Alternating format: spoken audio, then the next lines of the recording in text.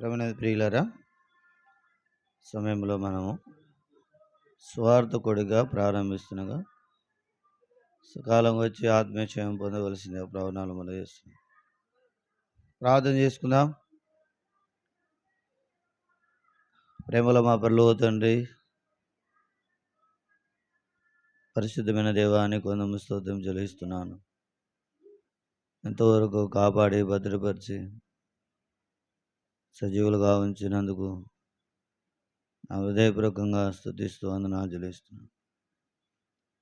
నువ్వు చేసిన మేలుబడి స్తోత్రములు ఉదయకాల సమయంలో, మధ్యాహ్న కాలంలో నువ్వు చేసిన మేలు బట్టి వందనాలు చెల్లిస్తున్నాను. తండ్రి, ఈ సాయంత్రకాల సమయంలో స్వార్థ కొడుకులు ఈ ప్రజలతో ప్రభా నాతో మాట్లాడు, అపాధికి లయపరచు,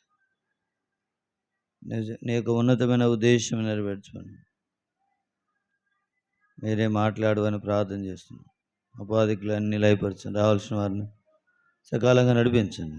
ఆన్లైన్లో కూడా ఏకీపించిన వారిని బట్టి నీకు వందనాలు. వారి పట్ల మీ దయ సంకల్పం ఉద్దేశం నెరవేర్చండి. మీరే కార్యసాధకం జరిగించమని ప్రార్థన చేయండి. పాటల వాక్యానికి ఉపయోగించుకొని మీరే మాట్లాడి మీ కార్యం జరిగించండి. యేసుక్రీస్తు నామములో స్తుతించి ప్రార్థించి అడిగి వేడుకున్నా తండ్రి, ఆమేన్.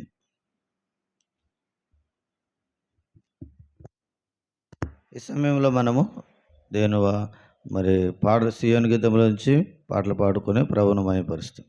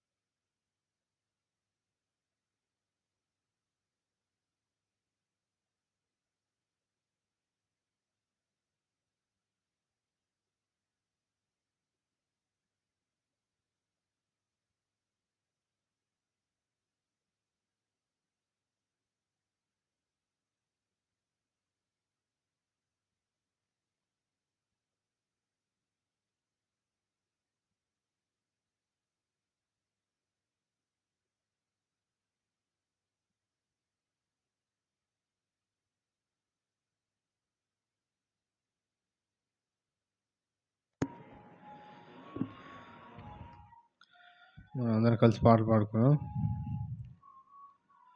పాట సంఖ్య సువార్త పాటల పుస్తకం నుంచి 70, గాస్పల్ సాంగ్ నుంచి సాంగ్ నెంబర్ 70. అందరం కలిసి పాడుకుందాం.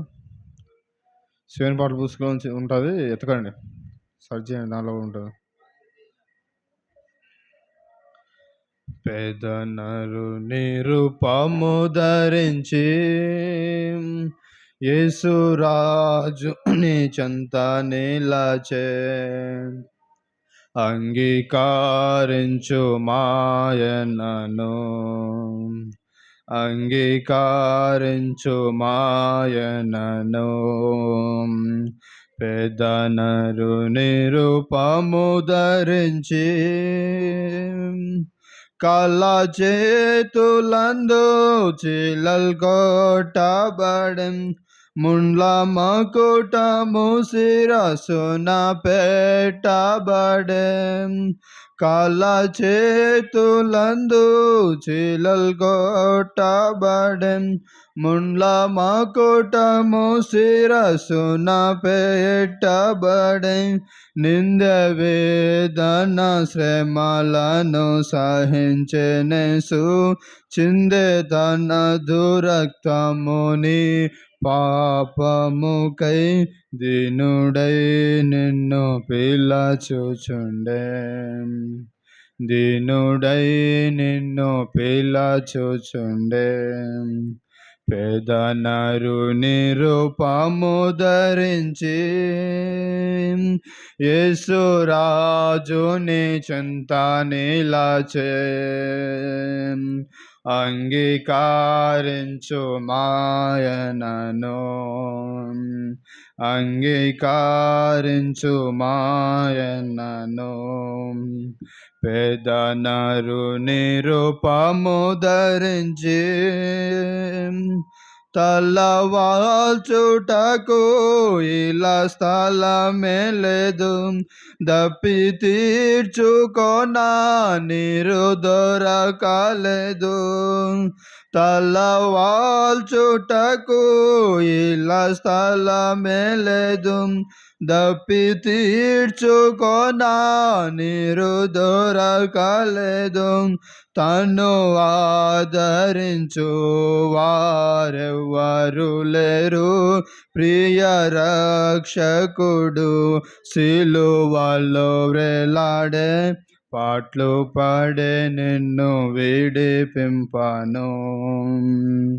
పాట్లు పడే నిన్ను విడిపింపను. పేద నరుని రూపము ధరించి యేసు రాజుని చెంత నిలచే. అంగీకరించు మాయనను. అంగీకరించు మాయనను. పేద నరుని రూపము ధరించి ప్రభు సాతాను చలచిదుగా ద్రోకెన్. పాపడాగులను రక్తముతో కడిగన్. ప్రభు సాతాను తలను చిదుగా ద్రోకెన్. పాపడాగులను రక్తములో కడిగన్.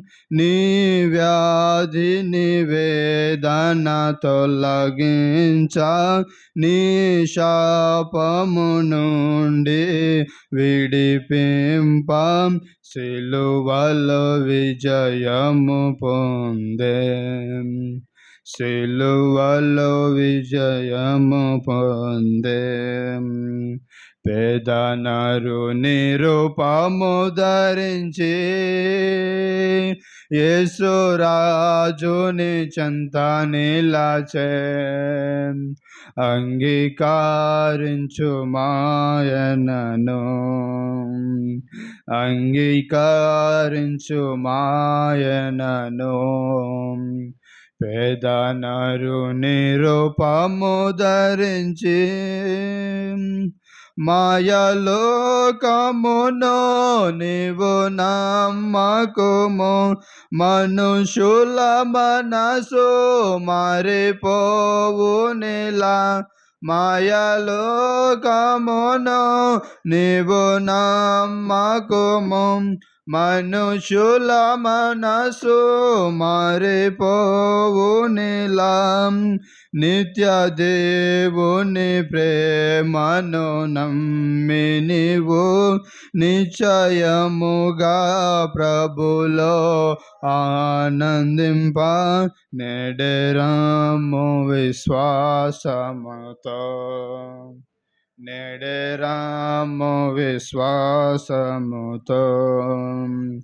పేద నరుని రూపము ధరించి యేసు రాజుని చెంత నిలచే.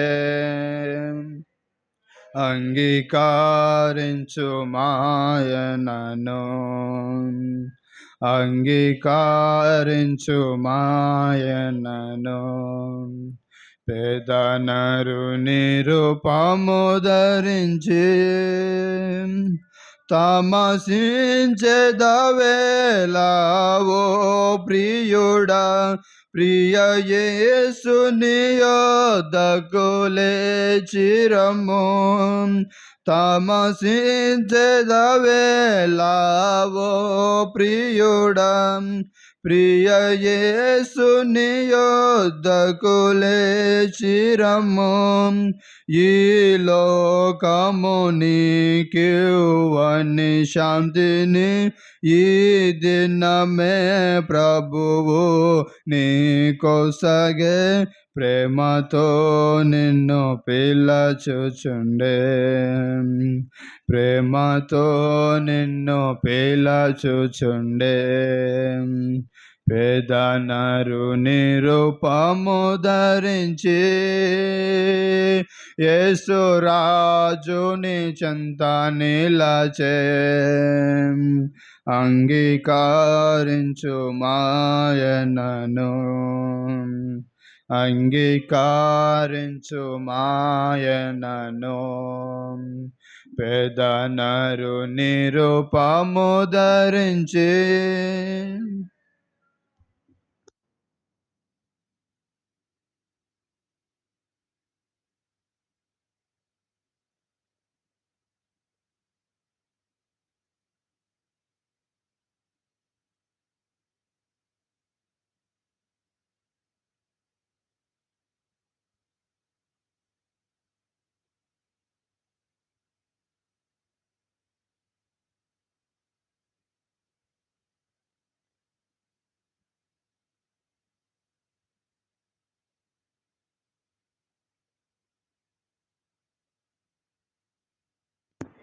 మరో పాట పాడుకుందాం.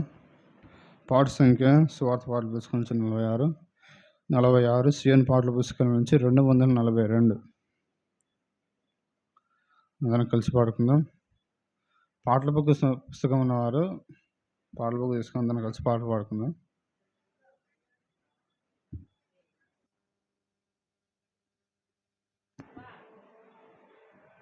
యేసు చావుందే సిలువపై నీ కొరకే నా కొరకే ఎంత గొప్ప శ్రమ నోచెను నీ కొరకే నా కొరకే నది వాలే యేసు రక్తము సిలువలో నుండి ప్రవహించే నది వాలే యేసు రక్తము సిలువలో నుండి ప్రవహించే పాపము కడిగే మలినంబు తుడిచే పాపము కడిగే మలినంబు తుడిచే ఆ ప్రశస్త రక్తమే యేసు చావుందే సిలువపై నీ కొరకే నా కొరకే ఎంత గొప్ప శ్రమ నోచెను నీ కొరకే నా కొరకే నేడే నీ పాపములో ఒప్పుకో నీ పాప డాగులు తుడుచుకో నేడే నీ పాపములో ఒప్పుకో నీ పాప డాగులు తుడుచుకో నీ ఆత్మ తనువులా శుద్ధిపరచుకో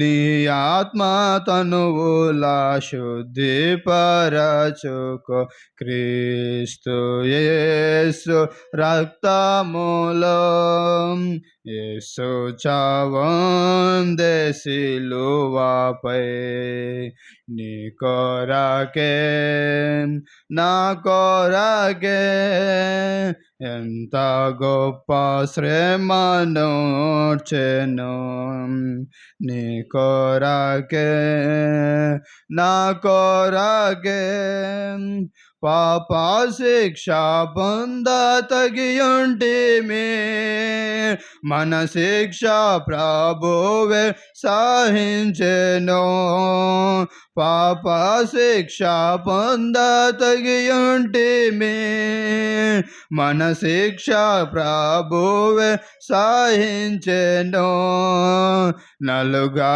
గొట్టబడే పొడువబడే నీకై నలుగా గొట్టబడే పొడువబడే నీకై అంగీకరించు యేసుని యేసు చావుందే సిలువపై కొరకే నా కొరకే ఎంత గొప్ప శ్రమను చెను నీ కొరకే నా కొరకే.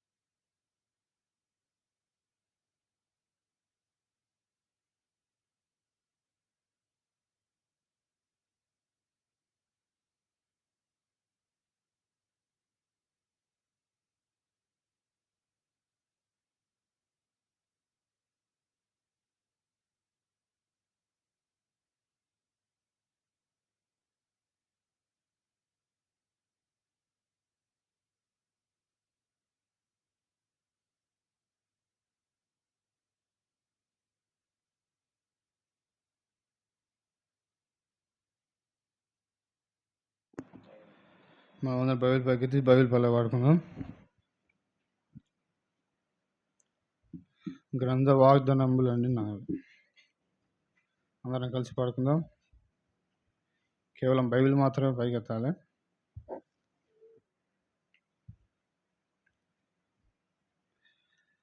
Every promise in the book is mine. Every chapter, every verse, every line, all the blessings of His so divine. Every promise in the book is mine. గ్రంథ వాగ్దానములన్నీ నావే. ప్రతి అధ్యాయము వరుస వచనము తాన దివ్య ప్రేమ వాగ్దానములు. గ్రంథ వాగ్దానములన్నీ నావే.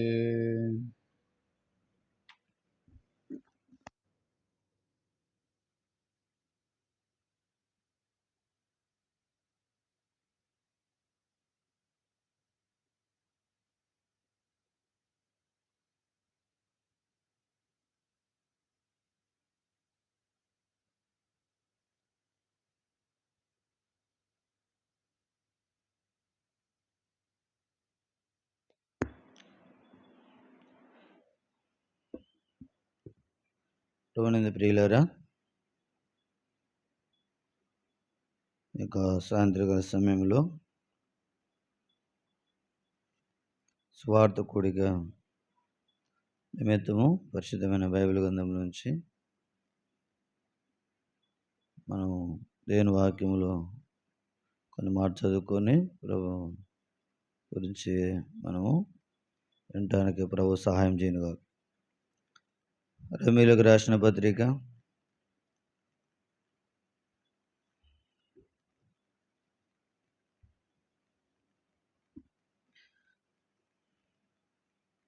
రోమీయులకు రాసిన పత్రిక 6వ అధ్యాయము 23వ వచనం. రోమా 6:23.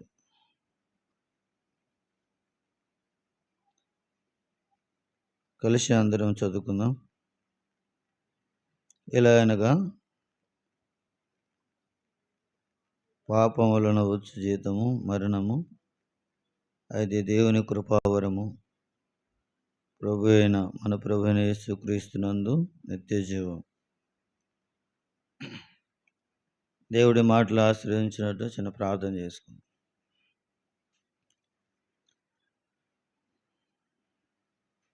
ప్రేమలో మా పరలోక తండ్రి, పరిశుద్ధమైన దేవా, నీకు వందనములు స్తోత్రం చెల్లిస్తున్నాను. ఈ యొక్క రాత్రికాల సమయంలో సువార్త కొడుక నిమిత్తం చదివిన లేఖన భాగాల్ని మీరే జ్ఞాపం చేసుకున్నాము. రోమీయులకు రాసిన పత్రిక 6వ అధ్యాయం 23వ వచనాన్ని చదవడానికి మీ ఇచ్చిన మా కృపకి వందనాలు చెల్లిస్తున్నాను. ప్రభా, అత్యంత కృపకై వందనాలు చెల్లిస్తున్నాను. నీ ప్రజలతో నాతో మాట్లాడి బలహీన నన్ను కూడా సిలవసాన్ని బరువు చేసుకున్నాము. నీవే మాట్లాడి మీ నామనికి మహిమ తెచ్చుకోమని దుష్టుని సంబంధమైన కార్యమును యేసుక్రీస్తు నామములో బంధిస్తూ సమస్తం నీకు అప్పగిస్తూ యేసుక్రీస్తు నామములో స్తుతించి ప్రార్థించి అడిగి వేడుకుంటున్నాను తండ్రి. ఆమేన్.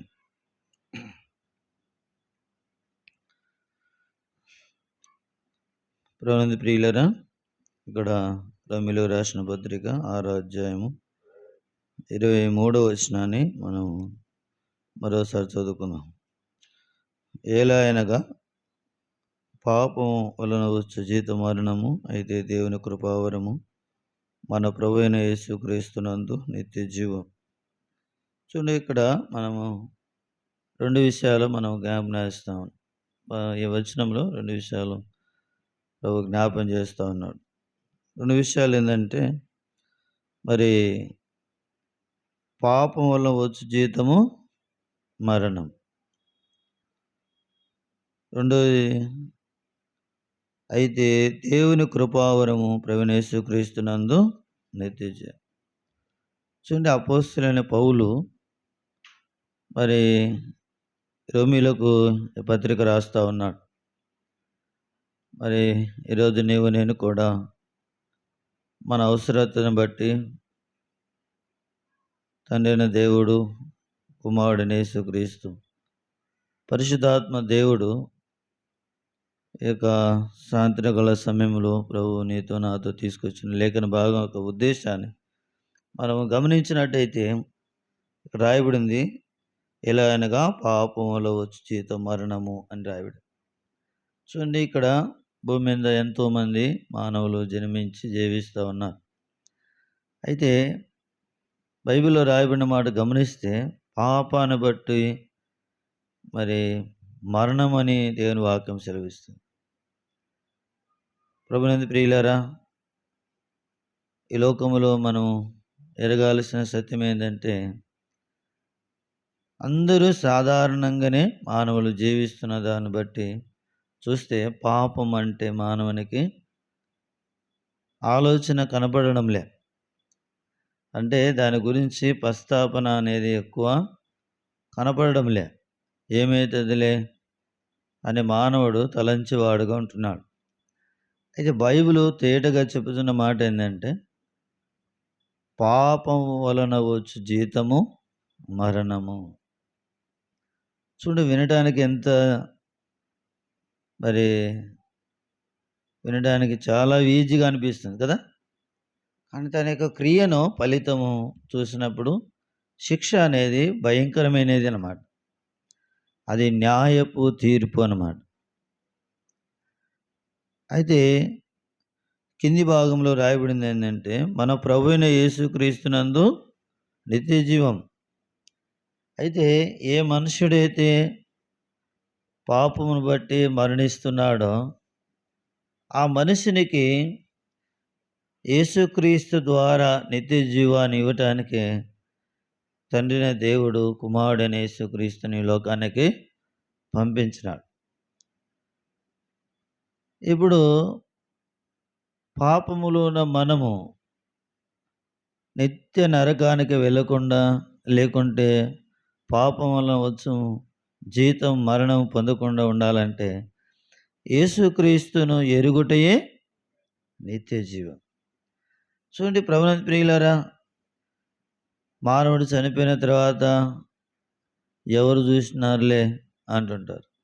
ఈ భూమి మీదనే భయంకరమైన విపత్తులు మనం చూస్తూ ఉన్నాం. భయంకరమైన పరిస్థితులు, ప్రతికూల పరిస్థితులు కావచ్చు, ఎక్కడ చూసినా మరణాలు, శిక్ష. అయితే ఈరోజు నీవు నేను తెలుసుకోవాల్సినది ఏంటంటే దేవుని కృపను, ఏముంది రాయబడింది, ప్రభువైన యేసుక్రీస్తునందు నిత్య జీవం. దేవుని కృప ఏం చేస్తుందంట? ప్రభువైన యేసుక్రీస్తునందు నిత్య జీవం. దేవుని కృప అంటే ఒక పాపము చేసిన వాడు నిజంగా ఆ నిత్య జీవాన్ని పొందటానికి అర్హత లేనివాడు.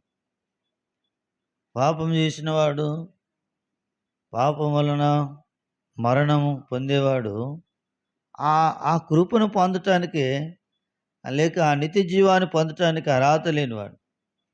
అయితే కృప అనేది ఏం చేస్తుందంటే అర్హత కలగజేస్తుంది.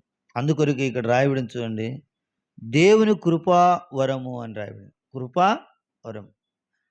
ఈరోజు నీవు నేను ఎరగాల్సిన సత్యం ఏంటంటే తండ్రిన దేవుడు అంట, చెప్పండి, తండ్రిన దేవుడు, కుమారుడైన యేసుక్రీస్తు, పరిశుద్ధాత్మ దేవుడు, పరిశుద్ధాత్మ. చూడండి, ఈ ముగ్గురు తండ్రిన దేవుడు అంట. చెప్పండి, తండ్రిన దేవుడు ఏం చేస్తాడంట? అద్భుతమైన కార్యాలు జరిగిస్తాడంట. కుమారుడైన యేసుక్రీస్తు ప్రభువారు ఏం చేస్తాడంట? ఆయన పరిచర్య చేస్తాడు. ఆయన చేయాల్సిన పని ఏందో అది చేస్తాడు. పరిశుద్ధాత్మ వరం అంట. అంటే ఇక్కడ ఏం రాయబడింది? దేవుని కృపా వరము. పరిశుద్ధాత్మ చేసే పని ఏంది? వరం ఇచ్చడం. అంటే ఆ కృప అనే వరాన్ని నీకు ఇస్తున్నాడు. అర్హత లేని నీకు నాకు ఆయన ఇచ్చేవాడుకున్నాడు. చూడండి, ఇక్కడ దేవుని వాక్యంలో నుంచి కొన్ని మాట చదువుకొని మనము ముందుకు సాగిపోదాం. దయచేసి చదవటానికి ప్రయత్నం చేస్తాం. చూడండి, ఇక్కడ 6, 7 వచనం. చనిపోయిన వాడు పాప విముక్తుడని తీర్పు పొంది ఉన్నాడు. చనిపోయిన వాడు ఏం చేస్తాడంట? పాప విముక్తుడంట. చచ్చిపోయిన వాడు బీడీలు సిగరెట్లు తాగంటే తాగుతాడా? అవునా? బూతులు తిట్టమంటే తిట్టాడా? చూడండి, చనిపోయిన వాడు పాప విముక్తుడని తీర్పు పొంది ఉన్నాడు. కాబట్టి ఈరోజు నీవు నేను కూడా మరి బతికున్న తర్వాత మనం చేసిన పాపముల విషయంలో ఒప్పుకోవాలి. యేసుక్రీస్తునందు నిత్య జీవము అని రాయబడింది. కాబట్టి బ్రతికున్నంగానే బైబిల్ ఏం చెప్తుంది? మరి చెప్పే మాట ఏంటంటే, ప్రాణమున్నగానే ప్రభు నమ్ముకో, దీపమున్నగానే ఇల్లు చక్కబెట్టు. చూడు, మరి దీపం ఉన్నగానే ఏం చేయాలా? ఇల్లు చక్కబెట్టుకోవాలా. ప్రాణం ఉన్నగానే ప్రభుని నమ్ముకోవాలి. ప్రాణం పోయిందంటే నా పాపం విషయంలో ఏం చేయడానికి ఉండదంట? క్షమాపణ అడగటానికి ఉండదు. దేవుని దగ్గర పశ్చాత్తాపడడానికి ఉండదు. చూడండి, ఇక్కడ దేవుని వాక్యంలో నుంచి ఒక మాట చూద్దాం. దయచేసి ఇంకొక మాట, 5వ అధ్యాయము రోమాపత్రిక 5:12 వచ్చింది. ఇట్లుండగా ఒక మనుషుని ద్వారా పాపము ద్వారా మరణమును లోకములో ఎలాగ ప్రవేశించును, అలాగనే మనుషులందరూ పాపము చేసినందున మరణము అందరికీ సంప్రాప్తమైన. చూడండి, ఒక మనుషుని ద్వారా ఏమొచ్చిందంట? పాపం వచ్చింది. పాపం ద్వారా ఏమొచ్చింది? మరణం వచ్చింది. లోకములో ఎలాగూ ప్రవేశించునో అలాగనే మనుషులందరూ పాపం చేసినందున మరణం అందరికీ సంప్రాప్తం. అయితే ఒక మనుషుడు అంటే ఎవరు అంటే మొట్టమొదటి మానవుడు అయిన ఆదాము. మరి అవ్వ, ఆదాము వారు చేసిన పాపమును బట్టి అందరికీ ఏం చేసిందంట? మరణం అందరికి సంప్రాప్తించింది. చూడండి ప్రభునందు ప్రియులారా, దేవుడు చెప్పిన మాట ఏంటంటే, నువ్వు దినమున నిశ్చయముగా చచ్చెదవు అని చెప్పి. చూడండి, వాళ్ళకి తెలిసిన లాంగ్వేజ్‌లోనే, అంటే వాళ్ళకి తెలిసిన భాషలోనే, వాళ్ళకి అర్థమైన విధానములోనే దేవుడు ఏం చేసినాడంటే వారికి ఆజ్ఞ ఇచ్చినాడు. ఆజ్ఞ అతిక్రమే పాపం. చూడండి, అది తినవద్దు అని చెప్పినప్పుడు వారు తిన్న దాన్ని బట్టి ఒక మనుషుని ద్వారా పాపం ద్వారా మరణము లోకములో ఎలాగో ప్రవేశించును అలాగనే మనుషులందరూ పాపం చేసినందున మరణం అందరికీ సంప్రాప్తం. చూడండి, భయంకరంగా మానవులు చనిపోతూ ఉన్నారు.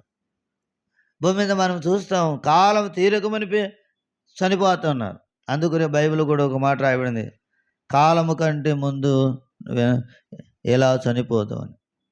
కొంతమంది కాలానికంటే ముందు చనిపోతుంటారు. ఎందుకో తెలుసా అండి? దుర్మార్గతను బట్టి,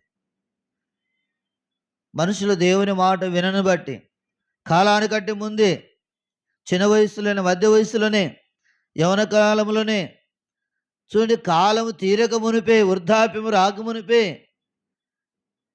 అందుకని బైబిల్ చెప్తుంది, ఒకని ఎదుట సరైన మార్గము కలదు, అది తుదకు బానికి మరణాన్ని తీసుకెళ్తుంది. కాబట్టి ప్రభునందు ప్రియులారా, బైబిల్ చెప్తుంది అందుకొరకే, ఎలా అనగా పాపములో వచ్చి జీవితం మరణం, అయితే దేవుని కృపావరము ప్రభువైన యేసుక్రీస్తు అని నిత్య జీవం. యేసుక్రీస్తు ద్వారా ఈరోజు నీకు నాకు నిత్య జీవాన్ని ఇవ్వటానికి వచ్చినాడు. యేసు ప్రభు ఈ లోకానికి రావడమే నీకు జీవమే ఇస్తున్నాడు. పాపమును బట్టి నీలో ఏముంది? మరణం ఉంది. అయితే దేవుని కృపను బట్టి ప్రభువైన యేసుక్రీస్తు ద్వారా నీకేమొచ్చిందంట? నిత్య జీవాన్ని. అంటే మరణానికి వ్యతిరేకం ఏంటంటే నిత్య జీవం. నువ్వు ఎవరైనా మరణించిననుకో హ్యాపీగా ఉంటారండి? ఎవరైనా ఇళ్ళలో మనుషులు చనిపోయినారనుకో సంతోషంగా ఉంటారా? మరణం దుఃఖలోకాన్ని తీసుకెళ్తుంది, మృతలోకాన్ని తీసుకెళ్తుంది. మరణము ప్రభునందు ప్రియులారా, హృదయంలో నెమ్మది ఉండదు. మరణము జీవితంలో నెమ్మది ఉండదు. మరణం అనేది ఒక కటిక చీకటిలోనికి తీసుకెళ్తుంది. ఎవ్వరు జయించలేనిదే అదే మరణము అంటారు. ఎవ్వరు జయించలేనిదే మరణం అంట. చూడండి, అటువంటి మరణంలోనికి నేను వెళ్ళకూడదని యేసుక్రీస్తు ప్రభువారు కలవరి శిలువలో నీ కొరకు నా కొరకు తను తాను అప్పగించుకున్నాడు. చూడండి, ఇక్కడ మరొక మాట చూద్దాం దయచేసి. 5వ అధ్యాయము రోమపత్రిక 5:19. ఎలాగనగా ఒక మనుషుని అవిధేయత వలన అనేకులు పాపులుగా ఎలాగూ చేయబడిరో, అలాగే ఒకని విధేయత వలన అనేకులు నీతిమంతులుగా చేయబడుదురు. చూడండి, ఇక్కడ ఏం రాయబడింది? ఒక మనుషుని ద్వారా, ఒక మనుషుని అవిధేయత వలన అనేకులు పాపులుగా ఎలాగూ చేయబడిరో, అలాగనే ఒక మనుషుని విధేయత వలన అనేకులు నీతిమంతులుగా చేయబడుతున్నారు. పాపం నుంచి విడిపించబడి నీతిమంతులుగా చేయబడాలంటే ఒక్కని విధేయత, ఒకడు అవిధేయతను బట్టి. కాబట్టి ప్రభునందు ప్రియులారా, ఒక మనుషుని ద్వారా అవిధేయతను బట్టి పాపం వచ్చింది. ఒక మనిషిని విధేయత ద్వారా ఏమొచ్చిందంట? నీతిమంతులుగా తీర్చడానికి. నిత్య జీవం, విధేయత. ఈ లోకంలో ఎంతోమంది వచ్చినారు, కానీ ఎవరిలో ఉంది ఇదే విధేయత? అంటే ఎవరిలో ఉందంటే, గ్రంథాలు పరిశోధన చేస్తే ఎంతోమంది తలక్రిందులు అవుతున్నారు ఇప్పటికి కూడా.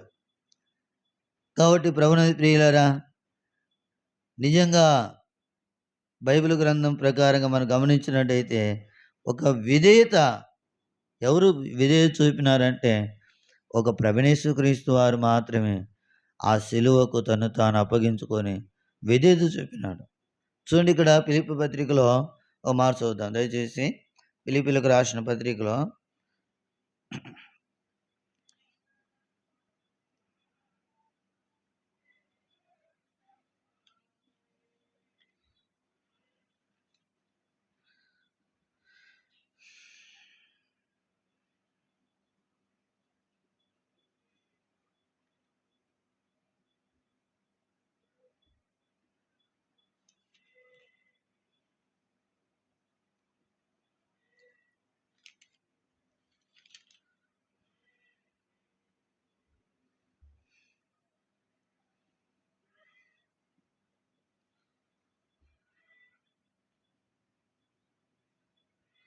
పరిశుద్ధమైన బైబిల్ గ్రంథంలో నుంచి ఒక మాట ఏముందంటే, తను తానే తగ్గించుకునే మాటను రాయబడింది. చూడండి, ఫిలిప్పీ పత్రిక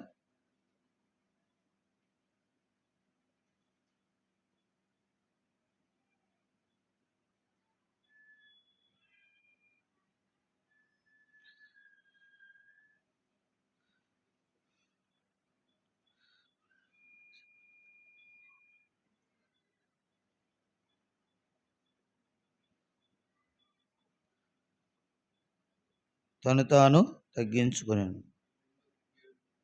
చూడండి, ఇక్కడ ఏముంది, ఇక్కడ రాయబడింది చూడండి, 6వ వచనం చదవను. ఆయన దేవుని స్వరూపము కలిగిన వాడై ఉండి దేవునితో సమానముగా ఉండుట విడిచిపెట్టకూడదని భాగ్యమని ఎంచుకొనలేదు కానీ మనుషుని పోలికగా పుట్టి దాసుని స్వరూపము ధరించుకొని తను తానే రిక్తునిగా చేసుకున్నాడు. చూడండి, ఇక్కడ ఏముందంటే, ఆయన దేవుని స్వరూపము కలిగిన వాడై ఉండి దేవునితో సమానంగా ఉండుటకు విడిచిపెట్టకూడదని భాగ్యమని ఎంచుకోలేదంట. నేను దేవునితో సమానంగా ఉండాలని ఆ విడిచిపెట్టకూడదని భాగ్యమని ఎంచుకోలేదంట. ఎందుకు విడిచిపెట్టాలా, అటువంటి వాదన ఎందుకు విడిచిపెట్టాలా అని అనుకోలేదంట. చూడండి, ఇక్కడ రాయబడింది ఏంటంటే, విడిచిపెట్టకూడని భాగ్యమని ఎంచుకొనలేదు, మనుషుని పోలికగా పుట్టి దాసుని స్వరూపమును ధరించుకొని తను తాను రిక్తునిగా చేసుకుంటే, అంటే మనుషుని పోలికగా పుట్టడానికి తర్వాత దాసుని స్వరూపం ధరించుకో ఎటువంటి స్వరూపం అంట, దాసుని స్వరూపం అంటే దాసుడు అనమాట. కాబట్టి ప్రభునందు ప్రియులారా, బైబిల్ గ్రంథంలో రాయబడుతున్న మనం గమనించినట్టయితే యేసు ప్రభు వారు ఈ లోకంలో ఒక దాసుడుగా తగ్గించుకున్నాడు, తను తానే. చూడండి, ఇంకొక మాట రాయబడింది, దాసుని స్వరూపము ధరించుకుని తను తానే రిక్తునిగా చేసుకున్నాడు. కాబట్టి తను తాను తగ్గించుకున్నాడు. మరియు ఆయన ఆకారం మందు మనుషుడుగా కనబడి మరణం పొందినంతగా, అనగా శిలువ మరణం పొందినంతగా విధేయత చూపిన వాడై తను తాను ఏం చేసినంట, తగ్గించుకున్నాడు. ఈ లోకంలో యేసు ప్రభువారు ఏం చేసినంటే తను తాను తగ్గించుకున్నాడు, శిలువ మరణం పొందినంతగా విధేయత చూపిన వాడుకున్నాడు. ఈ లోకంలో ఎంతమంది వచ్చినారు కానీ హ్యాపీగా గడిపినారు.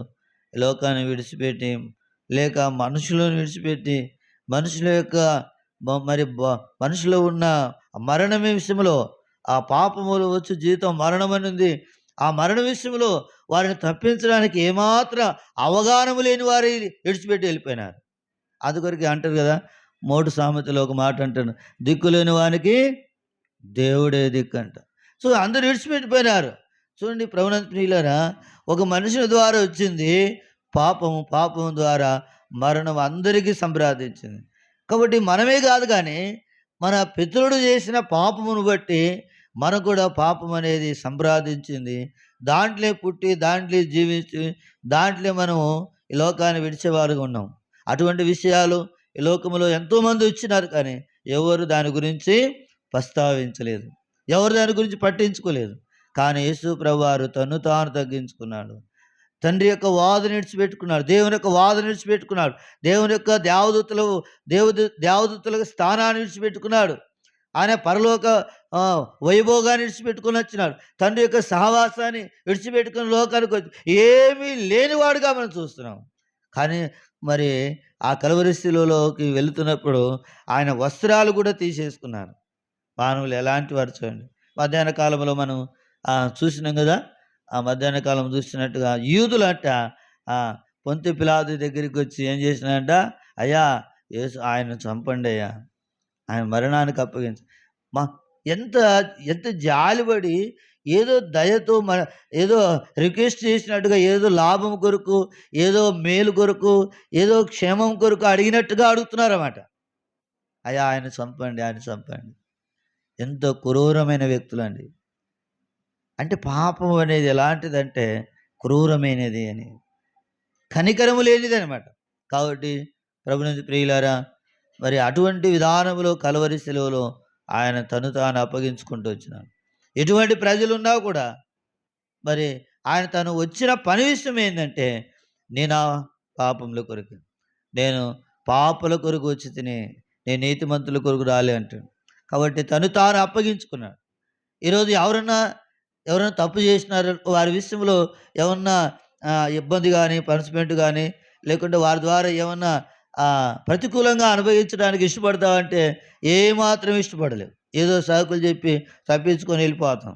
కానీ యేసుప్రభు లోకానికి వచ్చిన తర్వాత మన ప్రాబ్లం సెట్ చేయడానికే, మరణంలో ఉన్న మనల్ని జీవం ఇవ్వటానికే, దేవుని కృపావరం ప్రభువైన యేసుక్రీస్తు ద్వారా ఆ నిత్య జీవాన్ని ఇవ్వటానికే ఆయన తను తాను అప్పగించుకున్నాడు. ఇది ప్రేమ, ఇది దేవుని ప్రేమ. దేవుడు లోకమును ఎంతో ప్రేమించినాడు. ఎంత ప్రేమించాడట? నీవు లెక్క పెట్టలేనంత ప్రేమించినాడు. ఎంతో ప్రేమించినాడు. అంతులేని ప్రేమ, కొలత లేనంత ప్రేమను ప్రేమిస్తూ వచ్చాడు. ఆయన ప్రేమ ప్రభునందు ప్రియులారా, తల్లిదండ్రులు కూడా చూపలేని ప్రేమ, మానవులు ఎవరు చూపలేదు. అటువంటి ప్రేమ చూపుతూ వచ్చినాడు. అయితే నిత్య జీవం అనేది ఏంటంటే ప్రభునందు ప్రియులారా, మరణము లేనిది. నిత్య జీవం అంటే దేవుని యొక్క రాజ్యములో నేను ఉండాలని ప్రభుకు ఉద్దేశం. కాబట్టి ఈరోజు నేను కూడా తెలుసుకోవాల్సింది ఏంటంటే, బైబిల్ గ్రంథంలో ఒక మాట చూడండి. ప్రకటన గ్రంథము 21 అనుకుంటాను, 7వ వచనం చదవండి. ఒక మాట అక్కడ ఏముంది? ప్రకటన 7:21 21 ప్రకటన 21:7 వచనం. జయించు వారిని వీటిని స్వతంత్రించుకొనును, నేను అతని దేవుడినే ఉందును, అతడు నా కుమారుడై ఉండును. 8వ వచనం ఏముంది?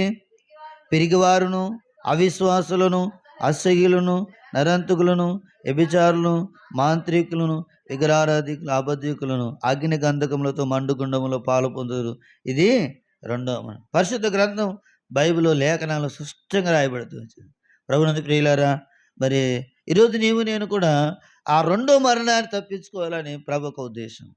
ప్రభువుకు ఉద్దేశం ఏంటంటే 2వ మరణం ఎట్లాంటిదంటే చెప్పండి, ఆ అగ్ని గంధములతో మండుగుండములో పాలు పొందు 2వ మరణం. ఈరోజు నేను కూడా అటు మరణం నుంచి తప్పించబడాలంటే బైబిల్ గ్రంథం రాయబడింది, ప్రభువైన యేసుక్రీస్తునందు విశ్వాసం ఉంచుము అని రాయబడింది. యేసుక్రీస్తునందు విశ్వాసం ఉంచుము, ఆయనలో నిత్య జీవం ఉంది. ఆయనలో నిత్య జీవం ఉంది. ప్రేమైన స్నేహితుడా, ఆయనలో జీవం ఉండేను, ఆ జీవం మనుషులకు వెలుగై ఉండను. ఆయన నిన్ను వెలిగించడానికి వచ్చినాడు ఈ లోకానికి. నీలో ఉన్న పాపమును బట్టి చీకటి జీవితం. కాబట్టి చీకట్లు తాను ఏమి చేస్తున్నాడో తెలియదు. పాపము చేసిన వాడు అలాంటి వాడే. అది పాపం అనేది వానికి తెలియదు. చీకట్లో తాను ఏం చేసినాడో అది తెలియదు. అయితే ప్రభునందు ప్రియులారా, పాపము చేసిన వాడు కూడా అలాంటి వాడే. చేసినా కూడా వాడు ఏమనుకుంటాడంటే ఇదేమైతుందిలే అనుకుంటాడు. అయితే బైబిల్ చెప్తుంది అది అలాగంటలేదు. పాపం వల్ల వచ్చు జీతము మరణం అని చెప్తుంది. అగ్ని గంధకములతో మండు గుండములో పాలు పొందరు. ఇది 2వ మరణం. ఇక్కడ చచ్చిపోవాలా, నరకములు చావాలా. చూడండి, ఇక్కడ చావాలా, అక్కడ చావాలా. చూడండి ఎంత భయంకరమైన మానవ జీవితం ఉంది తెలుసా అండి. సూక్ష్మలో మోక్షం అంట. సూక్ష్మలో మోక్షం. యేసు ప్రభువా, నేను పాపిని, నా పాపములు క్షమించు, నీ రక్తంలో కడుగు, నన్ను పవిత్రపరచు అంటే సూక్ష్మలో మోక్షం. అంటే నువ్వు పాపి అని ఒప్పుకుంటే నువ్వెంత ఘోర పాపి అయినా ఆడ క్షమిస్తాను. ప్రభుని ప్రియులారా, ఈ లోకములో ఎవ్వరు కూడా ఈ పాపములు క్షమించలేరు. బైబిల్ చెప్తుంది, యేసుక్రీస్తు వారు స్వయం చెప్తున్నాడు. బైబిల్ గ్రంథంలో రాయబడిన లేఖనాలు బట్టి చూస్తే బైబిల్లో రాయబడిన పాపములు క్షమించడం మనిషి కుమారునికి అధికారం ఉంది. నేను ఆ పాపములు క్షమించడానికి నాకు అధికారం ఉంది. మనిషి కుమారుడు అంటే ఎవరు? యేసుక్రీస్తు వారు. కాబట్టి యేసు ప్రభు వారు ఎందుకు వచ్చినా అంటే నేను క్షమించడానికి వచ్చినాడు. ఎవరు క్షమిస్తారండి? ఎవరన్నా క్షమించుతారంటే వాళ్ళ దగ్గరికి వెళ్ళి మనమే క్షమాపణ అడుగుతాం. కానీ యేసుక్రీస్తు వారు ఈ లోకానికి క్షమించడానికి వచ్చినాడు. ఈ లోకానికి వచ్చినది ఆయన క్షమించే మనస్తత్వం కలిగిన వాడు. ఎంతోమంది భూమి మీద మరి పాపము చేత పట్టుబడినప్పుడు వారిని క్షమిస్తూ వచ్చినాడు. ఈరోజు నన్ను కూడా క్షమించడానికి ఆయన కలవరి శిలువలో ఆయన మరణిస్తూ వచ్చినాడు. అందుకొరకే ప్రభునందు ప్రియులారా, మన పాపమును మనం ఒప్పుకొనడలా ఆయన నమ్మదగిన వాడు, నీతిమంతుడు. ఆయన మన పాపములు క్షమించి సమస్త దుర్నీతిని మనల్ని కడిగి తల్లి తన బిడ్డని ఎట్టు కడుగుతూ ఉంటుందో ప్రభునందు ప్రియులారా, కొంతమంది పిల్లల్ని వాళ్ళ కాళ్ళ మీద వేసుకొని కడుగుతూ ఉంటారు. కొంతమంది చిన్న చిన్న పీటల మీద కూర్చోబెట్టి వాళ్ళని రుద్ది వేన్నీళ్ళతో కడుగుతూ ఉంటారు. అలాగనే తండ్రిన దేవుడు, కుమారుడైన యేసుక్రీస్తు, పరిశుద్ధాత్మ దేవుడు నన్ను ప్రతి పాపము నుండి మనం కడిగి పవిత్రపరుస్తాడు. పరలోకములో నువ్వు సెట్ అయ్యే విధానములో, నువ్వు పరలోకములో నువ్వు అర్హత కలిగిన విధానములో ప్రతి పాపం ప్రియులారా, నువ్వు చేసిన ప్రతి పాపాన్ని క్షమించే దేవుడు. ఇటువంటి విధానము ఎక్కడ నీకు దొరకదు. అందుకొరకు యేసు ప్రభువు అంటున్నాడు, నా యొద్దకు వచ్చు అని ఎంత మాత్రం బయటికి త్రోసివేయని దేవుడు. చూడండి ప్రభునందు ప్రియులారా, ఎంతోమంది దగ్గరికి వెళ్తే త్రోసివేసిన వారిని చూసినాం. ఎంతోమంది దగ్గరికి వెళ్తే వారిని పట్టించుకున్న వారిని చూసినాం. ఎంతోమంది దగ్గరికి వెళ్తే పాపములు క్షమించలేని వారు చూసినాం. ఎంతోమంది దగ్గరికి వెళ్తే నిరాశ స్థితిలో తిరిగి వచ్చిన వాళ్ళని చూసినాం. నిరాశ స్థితిలో. అయితే దేనికోసం వెళ్ళినామో అక్కడ దానికి ఫలితం లేకుండా వెళ్ళిపోయింది. ప్రయాసం ఉంది కానీ ఫలితం లేదు. కాబట్టి ఎంతో ప్రయాసపడి పలాసాడు దేవుడు ఉన్నాడంటే వెతుకుంటా ఎంతో దూరంగా ఉన్నా కూడా వెతుకుంటూ వెళ్ళిపోతూ ఉన్నారు. అక్కడ దేవుడు ఉంటే అక్కడ దేవుడు కాదండి. దేవుడే నీ కోసం వెతుక్కుంటూ వచ్చినాడు. దేవుడే నీ దగ్గరికి వచ్చినాడు. ఆయనే తగ్గించుకున్నాడు. ఆయన ఈ లోకానికి వచ్చినాడు. నువ్వు తల్లి గర్భంలో జన్మిస్తే ఆయన తల్లి గర్భంలో జన్మించినాడు. భూమి మీద నువ్వు జీవిస్తే ఆయన జీవించాడు. నువ్వు ఆకలి కొంటే ఆయన ఆకలి కొన్నాడు. నువ్వు దుఃఖపడితే ఆయన దుఃఖపడినాడు. నువ్వు శ్రమ పడితే ఆయన శ్రమ పడినాడు. నువ్వు మరణిస్తే ఆయన మరణించినాడు. నువ్వు సమాధి చేయబడితే ఆయన సమాధి చేయబడినాడు. నువ్వు తిరిగి లేవలేవు, ఆయన తిరిగి లేచినాడు. అయితే ప్రభునందు ప్రియులారా, ఈరోజు నీ జీవితంలో ఎరగాల్సింది ఏంటంటే యేసుక్రీస్తుని ఎరుగుటే నిత్య జీవం. కాబట్టి యేసుక్రీస్తునందు విశ్వాసం ఉంచము, అప్పుడు నీవు నీ ఇంటి వారందరూ రక్షణ పాప క్షమాపణ పొందు. మన భావం చదువుకొని ప్రార్థన చేసుకున్నాం.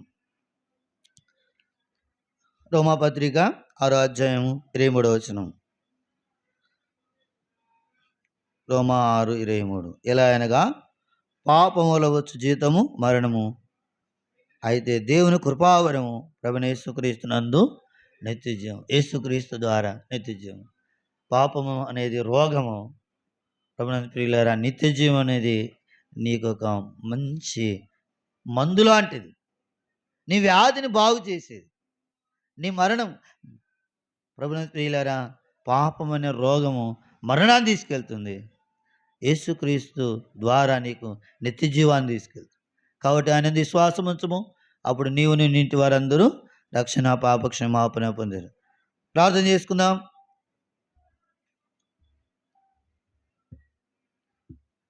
మోకరించండి, ప్రార్థన.